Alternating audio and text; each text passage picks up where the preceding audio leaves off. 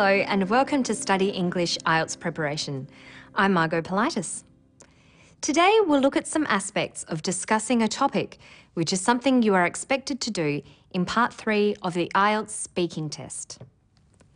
In Part 3 of the speaking test, you participate in a two-way discussion to test your ability to discuss a topic in depth in a number of ways.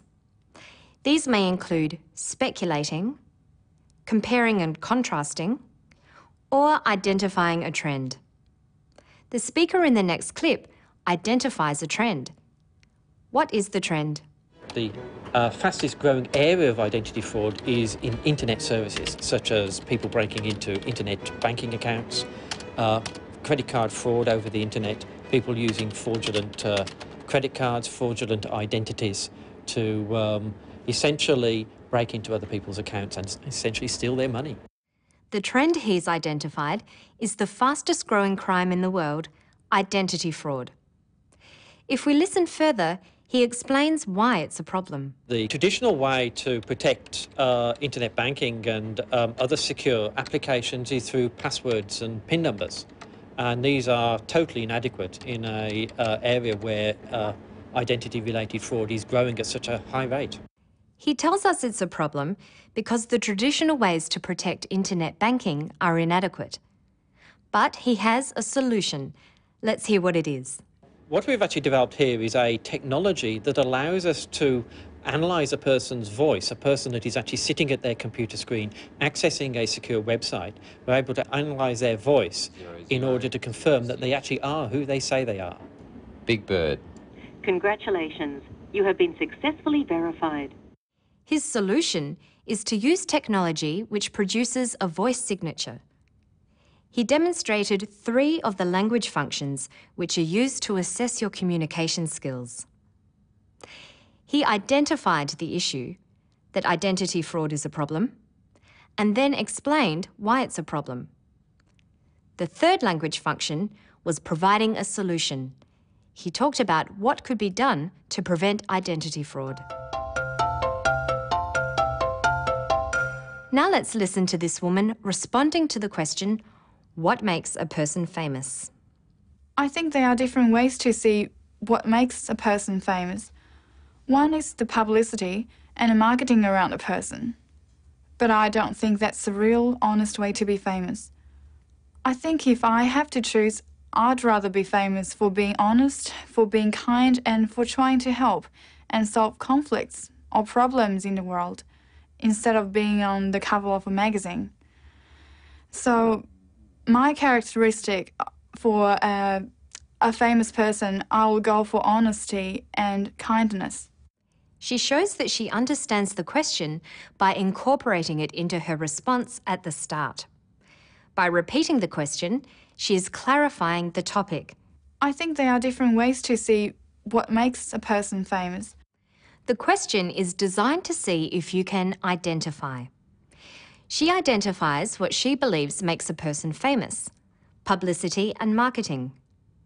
She uses the listing word one to make this clear and to logically link her first sentence with the next. I think there are different ways to see what makes a person famous. One is the publicity and the marketing around a person. Having identified what makes someone famous, she then shows that she doesn't agree with this idea. The disagreement is expressed through the word but, and she logically continues by saying why she disagrees. One is the publicity and the marketing around a person. But I don't think that's the real, honest way to be famous. She develops and expands her ideas further by justifying her opinion, advising her listener by using the conditional if I have to choose. She then expresses her preference by using a modal, I'd rather. I think if I have to choose, I'd rather be famous for being honest, for being kind, and for trying to help and solve conflicts or problems in the world. She contrasts her idea of what she believes a person should be famous for with the idea she suggested originally. She links these two ideas appropriately using instead of. I'd rather be famous for being honest, for being kind, and for trying to help and solve conflicts or problems in the world, instead of being on the cover of a magazine. She rounds off her answer by summarising concisely her idea of what makes a person famous.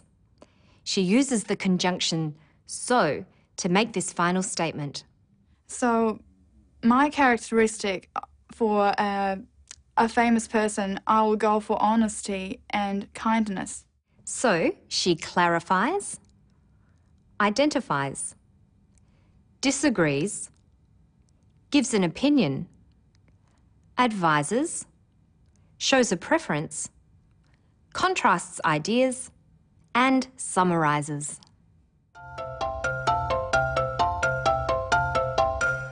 In order to respond fully, appropriately, and coherently, there is a number of skills you need.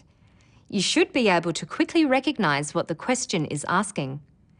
A do you think question, such as, do you think there is too much violence in films today, needs a reply that gives your opinion. A question such as, what makes a person famous, requires you to identify. Look at this question. Why do children like eating fast food? You may have an opinion about this, but before you give it, you might explain and give reasons why children eat fast food. It's very likely that you will be asked to compare things with a question such as, what are the differences between urban and rural homes in your country? Another thing the examiners are looking for is the ability to speculate or say what might happen with a question such as, what kind of transport will people use in the future? Now let's look at part of a professional discussion, a television interview with an expert on diet. Do you think that some people put on weight more easily than others? Oh, that's definitely the case. We do know that there are genetic differences in how easy it is for people to put on weight. That's not necessarily related only to their metabolism. It may also have to do with how much they are driven to eat. And so the degree of appetite control is better in some people than others. And it's got nothing to do with willpower. It's just the way people are wired. She was asked for her opinion with the question, do you think that some people put on weight more easily than others? Being an expert, she gives it quickly and decisively. Oh, that's definitely the case. She means that she completely agrees with the idea that some people put on weight more easily than others. She goes on to give the reasons why she believes that. We do know that there are genetic differences in how easy it is for people to put on weight. That's the first reason. Some people put on more weight from the same amount of food because they're born that way. There are genetic differences. But there's another reason. Listen to the way she develops this. That's not necessarily related only to their metabolism. It may also have to do with how much they are driven to eat. That's not necessarily related only to their metabolism. Metabolism is how your body responds to food. The important words are not necessarily related only to. This means that metabolism is not the only reason people put on weight. Another reason may be how hungry people are, how much they are driven to eat. Notice she introduces this idea with the word may. This means this time she's not completely certain that this is the case. Listen again. That's not necessarily related only to their metabolism. It may also have to do with how much they are driven to eat. She concludes with a hypothetical example using if.